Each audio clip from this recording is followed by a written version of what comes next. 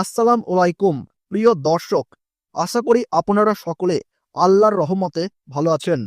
আপনাদের সকলকেই জানাচ্ছি অগ্রিম ঈদের শুভেচ্ছা।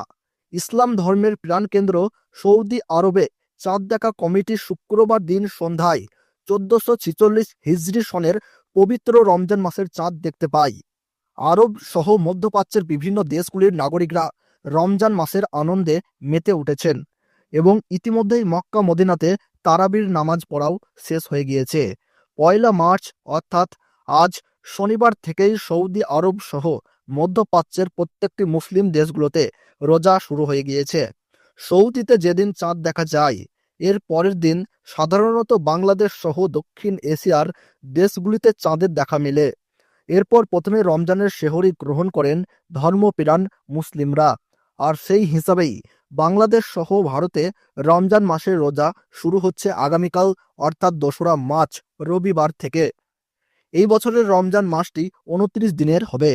সেই হিসাবে রমজানের শেষ দিনটি হবে আগামী 29শে মার্চ।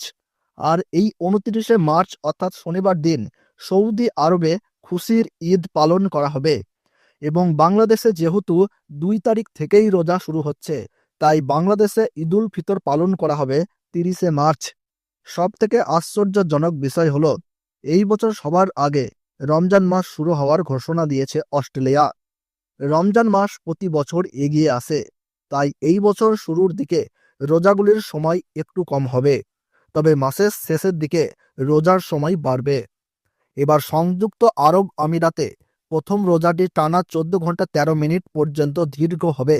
সময় বাড়তে বাড়তে শেষ রোজাটি কিন্তু 14 ঘন্টা 55 মিনিটে গিয়ে পৌঁছবে। ইতিমধ্যেই বাংলাদেশের চাঁদ দেখা কমিটি জরুরি বৈঠকে বসেছেন।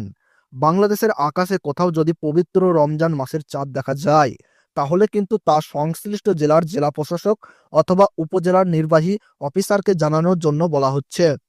টেলিফোন বা ফ্যাক্সের মাধ্যমে তথ্য আদান প্রদান করার জন্য অনুরোধ করা হচ্ছে। সুপ্রিয় দর্শক, আপনারা কিন্তু অবশ্যই কমেন্ট বক্সে ঈদ মোবারক লিখে জানাবেন।